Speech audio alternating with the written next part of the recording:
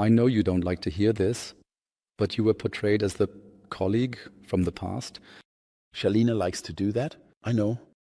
I don't want to harp on the wisdom of age, thank you, but if DHL wants to provide me with a unique experience and they write to me like that, I lose it. I don't want an experience. I just want them to deliver their package on time, and they don't do that anymore either. Right? But then a great customer experience, I could use such a damn mayonnaise.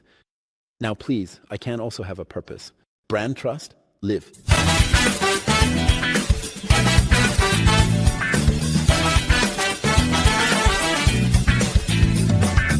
Welcome, dear viewers, to a new edition of BrandTrust Live. Today's topic is meaning and values in turbulent times. You can already tell. From our chosen environment, there is a lot to explain. And, as always, my charming colleague Shalina is here, who today doesn't look like Shalina, but like Colin, because unfortunately Shalina is sick. Therefore, I have asked my partner Colin, who will tell us a bit about himself shortly, and whom I greatly envy, because since 2019, he has launched countless podcast formats into the world and runs them consistently, stubbornly, and successfully. Yes, Colin, would you like to briefly introduce yourself? Generally, not really, because that's always a tricky thing. Most of it can be read up on, but I do want to touch on the podcast topic a bit because you introduced it so nicely. So since 2019, we've been doing a podcast at BrandTrust, and I was one of the midwives. And by now we have three formats. We have the Beyond Talk, which is a 60-minute format where we really go in depth. You're sometimes a guest there too when it comes to depth, substance, and a lot of time. Then we have to invite you. Then there's the Spotlight Theme, Mitte, which is a newer format where we said we want to satisfy those who only have 15 minutes a day with 5 quick questions and still want to hear, okay, how does it work with branding? What can I implement there? And so on. And there, we mostly interview our own clients. So they are put in the spotlight and can simply tell how they actually did it based on 5 quick questions. And the third point, which is probably my current favorite, is the weekly. Someone once called it the Tagesschau in Relevant, or the Heute Show in Relevant. There's also a bit of Heute Show in it, but I've already taken Tagesschau in Relevant with me. It's just a weekly show, I have to say, but still, I think it's quite a good testament where I condense everything from the world of brands and marketing into about 15 to 20 minutes from 1 week, mind you. And otherwise, because he didn't say it again, I'll say it. Colin Fernando, one of our senior partners, highly valued for many years. Thank you. On our side and mine. Well, I already criticized in the preliminary talk that it took way too long for you to invite me. He was offended? Yes, that's how it is. Someone had to get sick first. Yes, I think you've already invited me twice to your podcast. At least I think 3 times. Or even 3 times. And you already notice, with Branch Wars, it's always about performance. And I also know that I remember the last few years, have driven this topic. Let's call it meaning and values from a, how should I say, more progressive perspective than I have, for example. And that's why I find it particularly interesting that the two of us are now discussing this topic. At this time, we are now in March 2025. And for the past 8 weeks, I have felt that the topic of values and purpose has come to a standstill. And I think there's enough reason to talk about it, and that's why I'm glad you're here. First of all, the first point, is it a standstill or is it a regression? Is reverse gear engaged? You could say that too. A very esteemed colleague of ours stirred us up a bit last week by saying that he observed among the boards of large global companies that they are currently engaged in turning back the clock. So regression.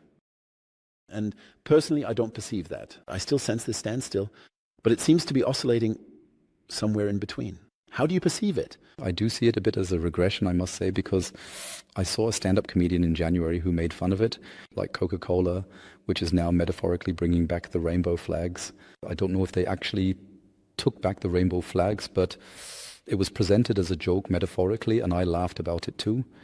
We were both in Austin, and when you look at it again, how at one of the actually most controversial digital festivals in the world, everyone pretty much cowardly held back, kind of danced around the elephant in the room instead of clearly predicting what situation we are currently in, and increasingly held back. I perceive that more as a regression than as a standstill in any way. I'll put it this way. We too have had this discussion repeatedly over the past years, especially when I was complaining about it, when those nice purpose statements emerged. I believe, driven by the HR department in most companies, which said we have such a problem with young people and transients, we need a purpose now. But how is it? What do you as a consultant now tell your clients? Should one adapt? Either you keep up with the times or you go with the times. Or should one remain stubborn, which is more typical of the Franconian? First of all, I might need to position myself a bit and introduce myself again. Or hoped I wasn't exactly the purpose pioneer, claiming that everyone must always occupy this space and come up with something and so on. The crucial point for me was that I said a purpose is fine if the company truly needs it. And this realization or fundamental orientation was not always present. It was mostly a discussion driven by someone, sometimes also by the fact that I looked beyond my own horizon over to the neighbor and saw they are now doing purpose. So I must also have a purpose, for example. And I cannot understand such things. Simply this copying, for which I read a nice study, by the way, that imitation has now been scientifically proven again in an Oak A+ journal describing how bad imitation is. That means if I simply copy what I see at the neighbors, the consumer immediately senses it. So that's basically about the topic of purpose. And if I don't have a real reason for it, it's doomed to fail. And if I have a reason, like a shortage of skilled workers, I find that a comprehensible reason, then I can, of course, delve deep into my history, my justification for existence, my founding myth and so on, and derive a credible purpose from it. And then I'm on board, and then it's fine with me. But as you say, just imitating everything, somehow this quick copying, this I have to check it off as a duty, and then try to live it, that simply cannot work. Plan or opportunity? Opportunity. Rituals or variety? Rituals. Wow. Ha ha ha. Yes? Be pragmatic or push through? Pragmatic. Lead or be led? Lead. 1 year or 10 years? 10 years. Justice or order? Justice. Fixed or self-determined genders? That's tough. I'm more fixed, rather. More fixed? Yes. Commit, okay. Electric or combustion? Depends on electric. Hybrid, yes. Defense or climate? Climate. Adaptation or stubbornness? That's tough again. Stubbornness. I have a story for you. Do you know the Unilever story? Unilever? Yes. I found the Unilever story interesting because it was like a 180-degree turn for the entire LinkedIn bubble. About 3 or 4 years ago, there wasn't a single congress or article that didn't mention Unilever's move towards sustainability. Back then, when you were on my podcast, I also confronted you with Unilever's purpose for Hellmann's mayonnaise. And at that time, you very emotionally and clearly said, hey, such a crappy mayonnaise doesn't need a purpose too. And that's exactly the point. And Unilever, driven by the board members at the time, said, we want to equip all our products with a purpose or some kind of higher meaning. And they did that for about 2 years, and it was really celebrated in this LinkedIn bubble. And now sustainability, and everyone must, and we also have to go in that direction. And if Unilever is doing it, then it's a great trend. What do they do 2 years later, also because of the board chairman? Exactly. A complete 180-degree turn back. It all amounts to nothing. It's simply an investment that doesn't pay off. We have to fully focus on shareholder value again. We have to focus fully on revenue again. Now, to hell with all these investments in this topic. And now the entire LinkedIn bubble also has to turn 180 degrees back or around and say, yes, obviously it wasn't as sustainable and central as we all thought. And that is for me such a really beautiful and at the same time sad story about the topic of purpose. How do you exactly judge a good purpose? Well, first and foremost, it really has a clear motive behind it. Not just some superficial talk, that's the first point. Secondly, it really in a way involves sacrifice. That means, do I have to invest something for it? Does it hurt me? Does it change something in me in some way? That's also All right, the purpose must hurt. Sure. I already like that. When you always have this surface in the end, then you realize, okay. That's already there. You don't change anything because of it. Yes. And that's when you suddenly realize, okay, that's why we need to change something here. That's why we might need to realign ourselves in some way, and so on. That's how you recognize a good purpose. And the third is at least this long-term aspect. So do I notice that the topic is really driven by long-term goals? Is it really implemented everywhere, or is it just superficial chatter? I would add a fourth point, that it is deeply rooted in the genesis of the brand or the company. The crucial point is that a purpose is never formed by imposing it or applying it externally. Rather, it often lies deep within the DNA of the company. And that's a skill we've really forgotten, to deeply and joyfully engage with our own foundation and substance, and to take a closer look at it. So when, you know how we do it, when we conduct the top-level initial analysis, right, and what we and each of us used to do sometimes. I remember how I went through archives of cities, essentially getting really, really old books. And it was about aluminum production, about a very, very long established aluminum plant, and really got the books from the city archive and worked through them for 3 days. And the treasures you find there, and in the end, it was formative and simply inspiring for the topic of purpose. And such things are done far too rarely. It's simply delegated to agencies, far too often. And then you fall in love with beautiful videos and nice surfaces, superficial images and so on. But that can't be it. But what I'm interested in now, because in the last episode, I know you don't like to hear this, because you were portrayed as the colleague from the past. Shalina likes to do that, I know. I don't want to directly, the wisdom of age, you want to say, I don't want to hit the same note directly. Thank you. The question still intrigued me. I'm interested, what is the development actually like? If you say I can look back on 15 years, you can look back on 30, 35 years. What is your view on the purpose and values? Yes. Well, with purpose, the discussion in this concentrated form didn't exist. I would say 5 years ago. As for the values, yes, it's subjective now, but I would also say when I started back then with these core brand values, which at BrandTrust are different compared to some advertising agencies that cobble something together cheaply, or the pinnacle is cards are laid out. So you have, right, cards with terms, and then you pick out the terms. Thanks for the conversation. Or our favorite example, the 3 same letters also exist. Yes, that was back then. So, and that was about 25, 30. There was this theme, so there should only be 3, and they should all start with the same letter. Passion, power and performance and stuff like that. I have a huge nonsense. I couldn't name me a letter. I'll tell you the 3 matching values for it. And that's how the whole thing started. And when I took on this topic, I think I understood that it must not be contrived.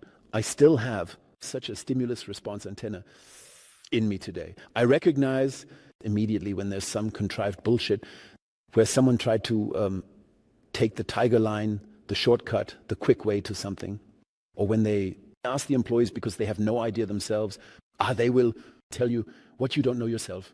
And then with some democratic systems, nothing against employees, not that this in the wrong direction to ask, but to say, I absolve myself of responsibility by introducing a pseudo-democracy.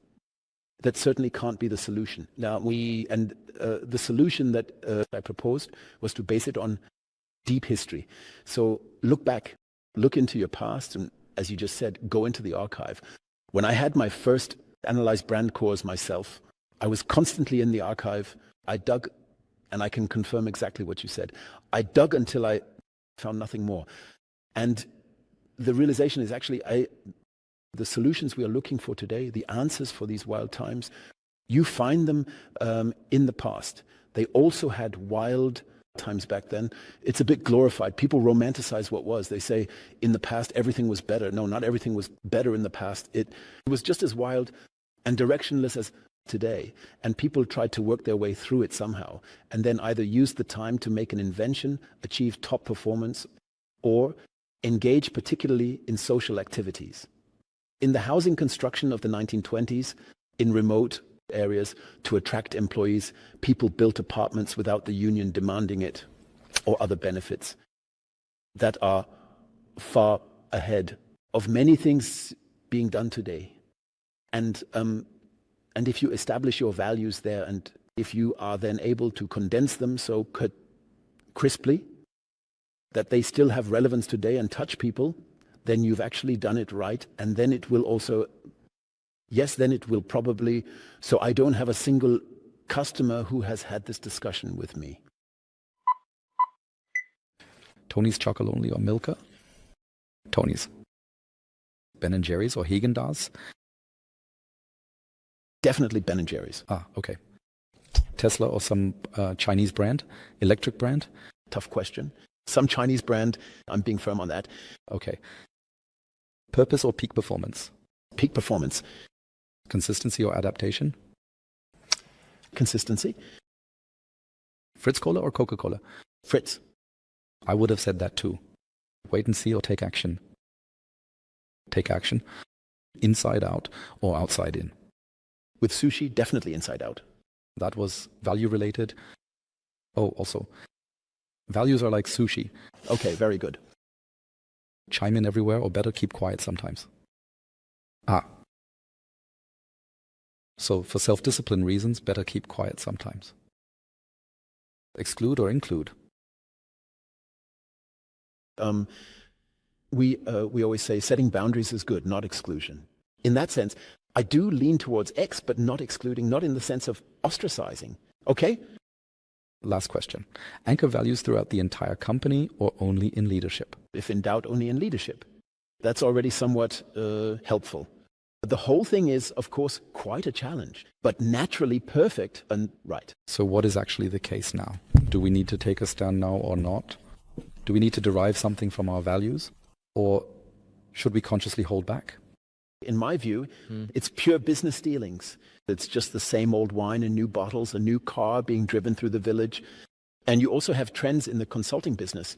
You really mustn't forget that, because McKinsey and others also have to see how they get follow-up orders and which topics they cover.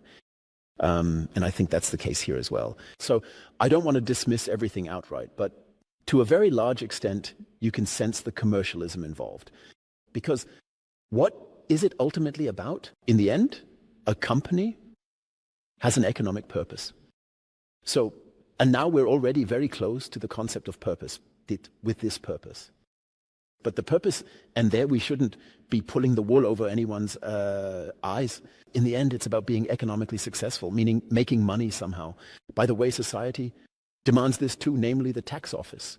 If you don't earn money for a long time, then you'll have a problem because you're not paying taxes, right? That means the purpose is to do business to make money, and then to use this money in some form for your further growth. And it doesn't matter whether it's a one-man operation or a 100,000-man company. And the societal discussion that's being held shouldn't obscure this. So, however, one must also say, you shouldn't underestimate the intelligence of markets and companies or the actors involved. If I see there's something like climate change technologies, and I see that money can be made with it, then companies will get involved. We both were in Texas last year, and they have now seen the renewable topic in the same way, because if you've been to Texas, you know the wind is always blowing and the sun is always shining. And none of the Texans who stood there with their legs wide apart in cowboy hats in front of us, in their sweaty cowboy boots, told us it was for a better world, not at all, but for better business. And that should not be condemned. We all live off of that. However, one must not subordinate everything to it, you know. That's also clear, yes. But That is simply the purpose of companies. NGOs, politics, and churches are there for other things, right? They have to take care of the other aspects, and a company doesn't need to demand a creed. So, and if companies now say, I want to give this economic pursuit a greater meaning, because they have seen what we are doing here is also good for something, then they should say it. Only if they don't have it, I can't imagine a greater meaning for the Thermomix, not for the life of me. Yet they are successful. I might even go a step further in a different direction, or even a bit further. So I agree with everything you say about business, purpose, and so on. Also, it's completely underestimated nowadays, or somehow unclear. Yes, people think money comes by itself, right? Yes, absolutely. But the other point is what we have also observed in recent years. I believe that at some point it even becomes harmful what we are currently doing or can observe regarding this whole topic of attitude marketing, or having an attitude for its own sake, trying to put something into it. Because, and we can see this in studies over the past few years, people are becoming desensitized. They are simply becoming more skeptical and increasingly critical, saying that can't all be true anyway. And that eventually leads us into some real problems, because communication is being abolished. If DHL wants to provide me with a unique experience, and they write it to me like that, I go crazy. I don't want an experience, I just want them to deliver their package on time. And they don't even do that anymore. That's the problem, exactly. But then a great customer experience, but whatever. We are living at, I think, a tipping point of change, and exaggeration is simply the hallmark of every change. And that's why these exaggerations, that's why there are now long articles in the cultural sections stating that this whole woke leftist topic of the last, you could say 16 years, especially in the USA, but you can even extend this to Germany, because Merkel wasn't necessarily bourgeois conservative. It was simply the wrong party. That means we have now lived in a left liberal comfort zone for 16, maybe 20 years. And now, of course, this backlash is coming, and in America, logically, still with a bit more amplitude than here. And eventually, I think it will settle into a more human and meaningful measure, though it might take a little while. But that is simply a characteristic of this development. And I hope that in the end, we will settle at a higher level. Sometimes it's hard to believe, but I don't give up hope at a higher level than the one we left behind. At some point, I would say around the turn of the millennium. And then maybe all this back and forth was good for something. And then the companies that have somewhat lost their structure will find themselves again. Have you experienced someone coming to you and questioning their purpose or brand essence? Of course, with nice words, saying, we have to be pragmatic, and we are afraid of losing customers, so we can't be as diverse anymore, or something like that. The discussion has been held from time to time, but really, I would say, not yet on a strategic level. That means most are really holding back and saying, no, not right now. Do you think that will still happen? I believe that the engagement, or to fundamentally deal with it, will still come. But from my perspective, and this is of course my personal bias, hopefully more for the reason of fundamentally engaging with it and really considering, do I perhaps need to fill a vacuum in the company somehow? Because I do believe, as I described before, people are asking themselves, where is this heading? We have generational changes, so we often have succession in medium-sized businesses like family handovers and so on.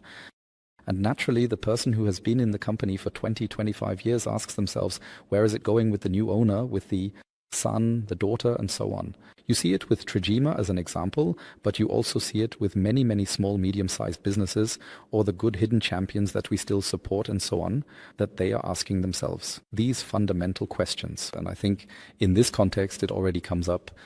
And I believe that there will be no. Category will belong to the winners if they pay attention to two things, as previously mentioned. The first is that you really do it for yourself and that you work on it from the depth of your DNA. That is the first point. The second point, which I find completely underestimated and also surprising, is that we have never really considered asking ourselves, For whom is the purpose actually intended, and how do we implement it communicatively? Because you always have the feeling that the purpose is only used for external communication. So that it is only communicated externally and that it is much more important for them. But let's ask the question in the opposite direction. Why can't we use a purpose much more strongly internally, just within the organization? Does it really matter to anyone outside? Maybe it only interests someone internally at all. I mean, there was a nice study once, which I think our partner Case also told us about, that clearly stated purpose has zero effect externally. It is inherently an internal matter. However you define internal, but certainly any recruitment topics, when you engage more deeply with the company, are included in that. But it clearly stated years ago, you can forget about purpose externally. What surprises me is this point, that it is not understood, and as we like to say, from the inside out. Just imagine if you live your purpose or your values so strongly and clearly internally, then by law, by physical law, it can only happen that this force eventually projects outward and that it eventually reaches the outside. But unfortunately, companies do not understand it in this regard, that they say, let's really play it completely internally and use all these communication channels and skills and competencies. We are at such a high level when it comes to all these channels and competencies and so on, and to use this ability to truly live it internally. One of my favorite examples from the last year or the last 2 years is Reinhold Wirth, who wrote this letter to his thousands of employees and explained why the AfD is not good for Germany and for the company and so on. Now just think about it. What actually changes more? Such a crappy Edeka campaign with blue doesn't belong to nature, and someone is supposed to infer from that not to vote for the AfD. Does that do anything to change the elections? Or when Reinhold Wirth writes to 25,000 people Arnos by letter and truly from the bottom of his heart, out of his very, very strong conviction, says, so dear employees, this is the problem that could come our way. And I really say, live this internally and implement it through such opportunities as the example set by Weird. Colin, we are slowly coming to the end of our conversation. We should perhaps slowly explain why we are in a church. You have to explain that. I have to explain that. Because you are probably wondering, you probably haven't been in a church for a long time either. No, neither have I. However, it's not a real one. We should also mention that now. It used to be one, a secularized one, and it's part of the Germanic National Museum in Nuremberg. And I chose this location, firstly, because we were filming here for another show by BrandTrust Life anyway. And I then said, when it comes to values and purpose, we can certainly stop by the church, because the Catholic Church is one of the oldest brands in the world, as we all know, approximately 2,000 years old, and as few people know, it is still growing, globally speaking. Not in Europe and not in North America, in the developed industrial countries, but all the more strongly in Asia, Africa, and South and Latin America. So the momentum has also decreased somewhat, it must be said, but it is still growing. And that for a brand that is 2,000 years old, and of course with its value framework. Very often in the past, and even now, it goes against the spirit of the times. Yes, and where of course the Pope, keyword celibacy, keyword same-sex marriage, all these topics, naturally also, yes, I would say more or less massive pressure was exerted to change these things. And if changes do occur, then they happen very, very slowly. And the top managers there all have lifetime contracts. Yes. And they really have to behave very badly to be removed from their office.